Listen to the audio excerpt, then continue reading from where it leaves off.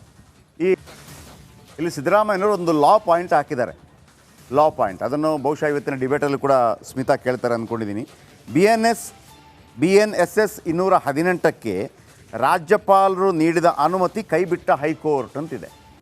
ಅಂದರೆ ಕೇವಲ 17A ಅಡಿಯಲ್ಲಿ ತನಿಖೆಗೆ ಅನುಮತಿ ನೀಡಿರುವ ನ್ಯಾಯಪೀಠ. ಅಂದರೆ ಇದರ ಅರ್ಥ ನಾವು ಕೇಳಿದಾಗ ಇವರೇನು ರಾಜೀನಾಮೆ ಕೊಡಬೇಕಾಗಿಲ್ಲ ಅಥವಾ ಅರೆಸ್ಟ್ ಆಗಬೇಕಾಗಿಲ್ಲ, ಕೇಸ್ ದಾಖಲಿಸಿಕೊಳ್ಳಲಾಗುತ್ತೆ, ತನಿಖೆ ಮಾಡ್ತಾರೆ, ಮಾಹಿತಿ ಸಂಗ್ರಹ ಮಾಡ್ತಾರೆ. ಮಾಹಿತಿ ಸಂಗ್ರಹ ಮಾಡಿದಾಗ ಏನಾಗುತ್ತೆ, ಈಗ ದರ್ಶನ್ ಕೇಸಲ್ಲಿ ನಾವು ಹೇಳಿಲ್ವ, ಮಾಹಿತಿ ಸಂಗ್ರಹ ಮಾಡಿದ ನಂತರ ಚಾರ್ಜ್ ಶೀಟ್ ಸಲ್ಲಿಕೆ ಮಾಡ್ತಾರೆ. ಚಾರ್ಜ್ ಶೀಟನ್ನು ಯಾರ ಹತ್ರ ಕೇಳಬೇಕು ಅಂತಿಲ್ಲ, ಯಾರ ಆದೇಶ ಬೇಕು ಅಂತಿಲ್ಲ, ಅದಕ್ಕೆ ಚಾರ್ಜ್ ಶೀಟ್ ಸಲ್ಲಿಕೆ. ಆದರೆ ಇಲ್ಲಿ ತನಿಖೆ ಎಲ್ಲ ಆದ ನಂತರ ವಾಪಸ್ ಚಾರ್ಜ್ ಶೀಟ್ ಸಲ್ಲಿಕೆ ಆಗಬೇಕು ಅಂತಂದರೆ ಕೋರ್ಟ್ಗೆ ಪ್ರಾಸಿಕ್ಯೂಷನ್ ಅನುಮತಿ ಮತ್ತೊಮ್ಮೆ ಬೇಕಾಗತ್ತೆ ಅನ್ನುವಂಥ ಬಗ್ಗೆ ಮಾತಾಡ್ತಿದ್ದಾರೆ. ಅದರ ಬಗ್ಗೆ ಇವತ್ತಿನ ಡಿಬೇಟಲ್ಲಿ ನೋಡೋಣ ಏನು ಹೇಳ್ತಾರೆ ಅದಕ್ಕೆ ಸಂಬಂಧಪಟ್ಟ ಲಾಯರ್ಗಳು ಅಂತ ಹೇಳಿ. ಈ ನಡುವೆ